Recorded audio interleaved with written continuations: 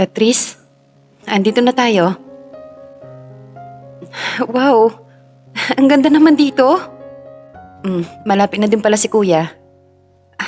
Sige, pwedeng mag-ikot-ikot muna ako ha, habang wala pa ang kuya mo? Okay, sige, ako nang bahala kay Brycel. Salamat. Habang nag-iikot-ikot ay natutuwa siya sa mga tanawing nakikita na nasa mukha ang sobrang pag-i-enjoy habang nagtatampisaw sa tubig. Dahil nasa ibang direksyon ang kanyang tingin, huli na nang may mabangga siya. Mabilis siya lumayo dito at yumuko. Sorry.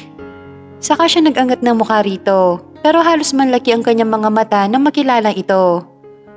Ikaw na naman? At ikaw na naman din. Sa dami-dami ng lugar, ay dito pa talaga tayo magkakabanggaan ulit? Sinusundan mo ba ako? Wow ha, nahiya naman ako sa'yo. Hoy, Mr. Hindi kita sinusundan. Baka ikaw ang sumusunod sa akin. Sukat sa sinabi niya ay natawa ito ng bahagya.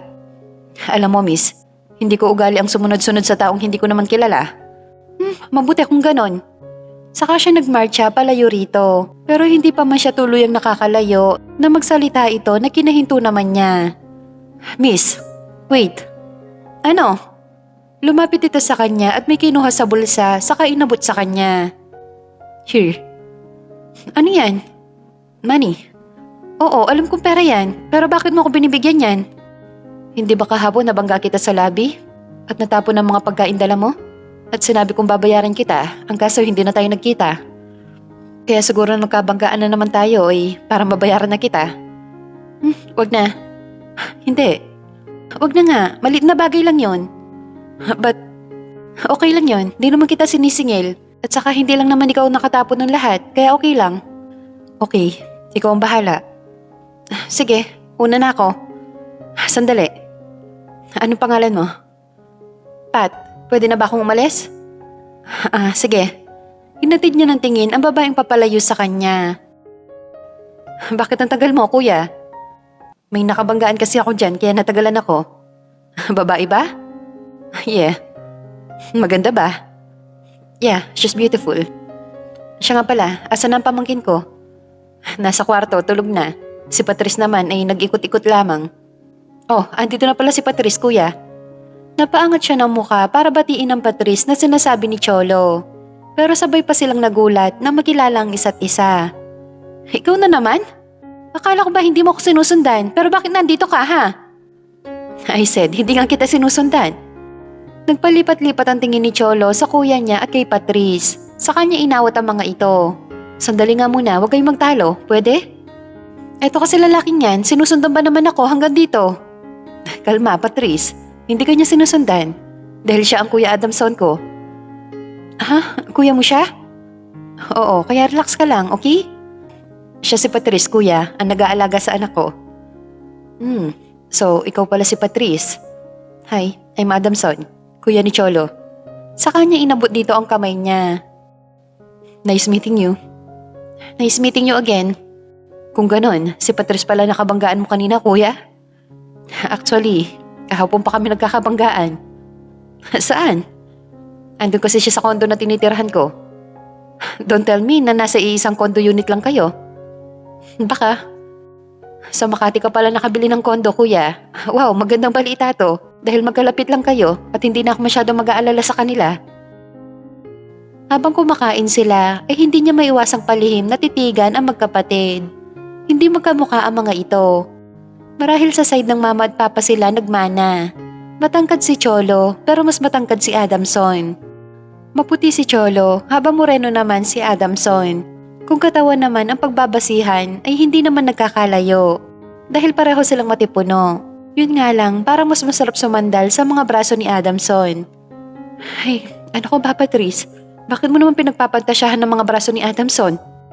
So, Patrice, ano ba ang trabaho mo? Dati akong sales lady sa Glorieta, pero pinatigil na ako ni Cholo, kaya nasa bahay na lamang ako ngayon. Oh, I see. May boyfriend ka ba? Naku, wala, since birth. Bakit? Maganda ka naman. Paano magkaka-boyfriend yan, kuya? Lahat ng oras at atensyon niya ay binibigay niya sa anak ko. Maganda din naman yun. Ang kaso, paano ka kapag kinuha na ni Cholo si Brycel? Sanay naman ako mag-isa, kaya ayos lang yon. Pero kung dumating man ang araw na yon, sana ibigyan niyo pa rin ako ng karapatan na makita ang bata. Napamahal na siya sa akin at hindi ko kakayanin na mawala siya sa akin ng tuluyan.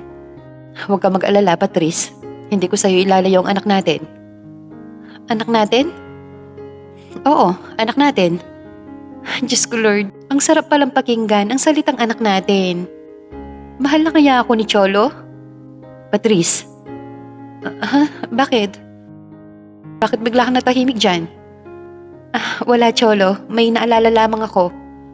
Kinagabihan dahil hindi makatulog kaya lumabas siya ng kwarto para magpahangin. Pero nakita niyang nasa balcony si Adamson at nakatingin sa mga bituin. Pwede makiupo? Sure. Umusog siya para makaupo si Patrice sa tabi niya. Pwede ba akong magtanong? Oo naman, ano ba yon? May gusto ka ba kay Cholo? Ha? Bakit mo naman naitanong? Kasi kanina, habang kumakain tayo, ay nahuhuli kita nakatingin sa kanya. Diyos ko Lord, ang linaw naman ng mata ng lalaking to. Bulong niya sa kanyang sarili. Patrice. I said kanina, nang kumakain tayo, ay nahuhuli kita nakatingin sa kanya. Yun ba? Wala yun, wag mo nang pansinin. Kung sakaling magkakagusto ka sa kanya, ay wala namang masama. Ang kaso, masasaktan ka lamang. Bakit naman? Dahil may girlfriend siya, hindi mo ba alam yon? Alam ko. Kaya nga gusto lang kitang palalahanan para hindi ka masaktan. Salamat sa paalala. Mahilig ka bang kumanta? Medyo lang, ikaw ba? Gusto mo kantahan kita? Talaga? Oo nga. Sige, ikaw bahala. Ano bang favorite song mo? I Lay My Love On You. Wow, favorite song ko din yon. Talaga? Oo, saan ka pupunta? Akala ko baka kantahan mo ako. Oo, pero may kukunin lang ako sandali. Okay, sige. Nang bumalik ito ay may dala itong gitara. Marunong ka mag-gitara? Umupo ulit ito at nagumpisa ng tumipa ng gitara. Na-surprise siya kung gaano kaganda ang boses nito at bukod doon ay magaling din ito mag-gitara. Pakiramdam niya na mga sandaling yon ay dinuduyan siya sa alapaap at napapapikit pa siya. Hindi niya namalayang tapos na pala itong kumanta. Hey, Patrice. Tapos na ba? Oo. Grabe, ang galing-galing mo. Ang ganda-ganda ng boses mo. Pakiramdam ko tuloy, nasa isang concert ako kanina. Hindi naman masyado. So paano, matulog na tayo? Sige, good night. Habang kasama niya ang magkapatid ay napagtanto niya na mga mabubuting tao ito. At kung sakali man nakunin na nila si Brycel ay alam niyang nasa mabuting mga kamay ito. Naunang bumalik ng Maynila sa kanila si Adamson dahil may aasikasuhin pa daw ito. Nang maihatid sila ni Cholo ay agad na rin itong umalis. Hindi pa man nakakapasok ng villa ang kotse ni Cholo nang makita niyang nakaabang doon si Roxanne. Bakit ka nandito sa labas? Mag-usap tayo, Cholo, at gusto kong sagutin mo ako ng totoo. Okay, ano ba yon? Kailan mo pa nahanap si Patrice? Anong sinasabi mo? Alam ko ng totoo, Cholo, kaya please, huwag mo na akong gawin tanga. Siya na bang anak ko? Hindi ko alam ang sinasabi mo. Sinungaling, nakita ko kayo kanina sa Makati, and I was surprised na makita kong magkasama kayo ni Patrice, ang babae nag-alaga sa anak ko. Hindi, mali ka nang iniisip. Huwag mo na akong gawin tanga dahil bistado ka na. Kailan mo pa sila nahanap? Kailan pa? Answer me! Mali ka nang hinala, Roxanne. Boses ni Adamson ang nagpatigil sa kanilang pagtatalo. What do you mean? Girlfriend ko si Patrice at anak namin ang kasama niya. Actually, galing kaming Palawan at kasama namin si Cholo. May dinaanan kasi ako kaya si Cholo na naghatid sa mag-ina ko. Sigurado ka? Bakit, Roxanne? Sa tingin mo ba ay nagsisinungaling ako? Bakit hindi mo tanungin si Cholo? Yeah, tama si Kuya Adamson. Anak nila ni Patrice ang bata. At hindi ko alam na si Patrice pala ang babaeng hinahanap mo. Kung hindi siya, nasaan ang anak ko? Kailangan nating mahanap ang anak natin. Baka kung ano na nangyari sa kanya. Huwag kang mag-alala, Roxanne. Magtutulungan tayong dalawa para mahanap ang anak natin. Gusto kong makausap si Patrice dahil sigurado ako, bago ko umalis noon ay nakita ko siyang kinarga ang anak natin. Kung wala sa kanyang anak natin, baka alam niya kung nasan to. Ako nang kakausap sa kanya. Hindi, dahil dalawa mong kakausap sa kanya. Nang makaalis si Roxanne, ay sa kanya hinarap ang kanyang Kuya Adamson. Kuya, bakit mo naman sinabi na girlfriend mo si Patrice at anak ninyo ang anak ko? Wala na akong maisip na idahilan kanina nang makita kong nagtatalo na kayo. Sa bagay, pero paano pag kinausap niya si Patrice? Kaya dapat unahan natin siya. Kakausapin ko mamaya pag uwi ko si Patrice. Para sakaling kausapin siya ni Roxanne, ay alam na niya ang isasagot niya. Pero paano yon? Magpapanggap ba kayo magkasintahan? Maybe.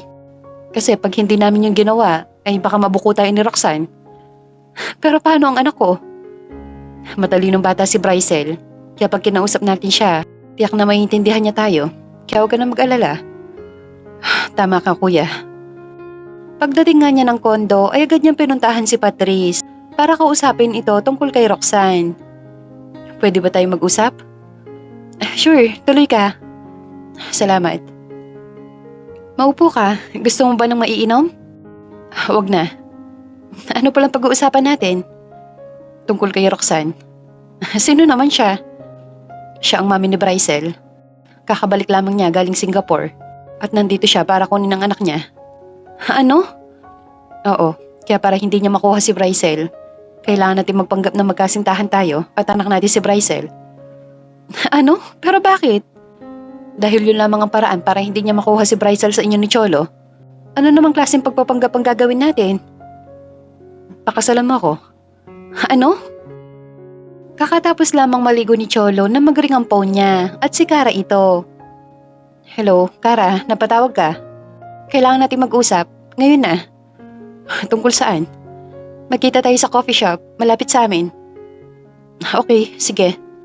Pagpasok niya ng coffee shop ay agad niya nakita si Kara na nakaupo at may kausap sa phone. Umupo siya sa katabing upuan nito. Kanina ka pa ba? Hindi naman gaano. So, anong pag-uusapan natin? Gusto ko na makipaghiwalay sa'yo, Cholo. Ano? Hindi na ako masaya sa relasyon nating dalawa. Kailangan kong gawin to dahil ayoko maging unfair sa'yo. Mahal kita, Cholo. Pero mas mahal ko si Adamson at sasaya lamang ako sa piling niya. Sana maintindihan mo ko. Hindi kita maintindihan, Kara. Ang sabi mo sa akin noon, kaya ka nakipag-break kay kuya dahil hindi mo na siya mahal. Tapos ngayon sasabihin mo sa akin na mahal mo siya? Ano to? Naglolokohan ba tayo, Kara? I'm sorry, Cholo. Nagsinungaling ako sa'yo. Kaya nga ito na, gusto ko nang itama ang pagkakamali ko. Ganun lang yan sa'yo kadali? Kara, minahal kita na masigit pa sa buhay ko. Tapos lolokohin mo lang pala ako? Cholo, sandali, huwag kang umalis. Hindi pa tayo tapos mag-usap? Cholo! Sabi ko, pakasalan mo ko. Bakit? Para mas kapani-paniwala na mag-asawa tayo. Look, Patrice, walang mawawala sa'yo pag pinakasalan mo ko. Anong walang mawawala sa akin? Meron kaya? Ano? Yung kalayaan ko. Tsaka paano pa ako magkaka-boyfriend kung may asawa na ako? Adamson, 33 years old na ako. Konting gambot na lang. At pwedeng hindi na ako magkaasawa at magkaanak. Ayoko naman tuluyang maging matandang dalaga forever. Malaya ka naman mag-boyfriend kahit mag-asawa tayo. Paano yun? Sa papel lang naman tayo magiging mag-asawa. Kaya malaya mo pa rin magagawa ang mga bagay na gusto mo. Paano ba magiging kasunduan natin ito pag pumayag ako sa alok mo? Ganito. Magpapakasal tayo tapos after 2 years ay magde-divorce tayo. Tapos, habang mag-asawa tayo, ay magsasama tayo sa iisang kondo at iisang kwarto. Ano? Don't worry, walang mangyayari sa ating dalawa. Kailangan lamang nating gawin yon para hindi magduda ang mga taong makakaalam na mag-asawa tayo. Okay, sige. Meron pa ba? Habang mag-asawa tayo, ay walang magbabago sa mga gusto natin gawin o sa mga nakasanayan natin. Wala tayong dapat baguhin. Pwede ka mailab sa kahit na sinong lalaki, basta wag lang sa akin. Tapos ka na ba? Oo, ikaw naman, baka may gusto ka sabihin. Sige, payag na ako sa alok mo. Pero ipangako mo sa akin na hindi mo ako hahawakan. Hahalikan at higit sa lahat, hindi natin gagawin ang ginagawa ng mag-asawa. Okay, I promise you. Gusto kong gumawa tayo ng kasunduan, yung may pirma natin dalawa para sigurado. Hindi na kailangan yon, Patrice. Abogado ako at may isang salita ako. Please, trust me, okay?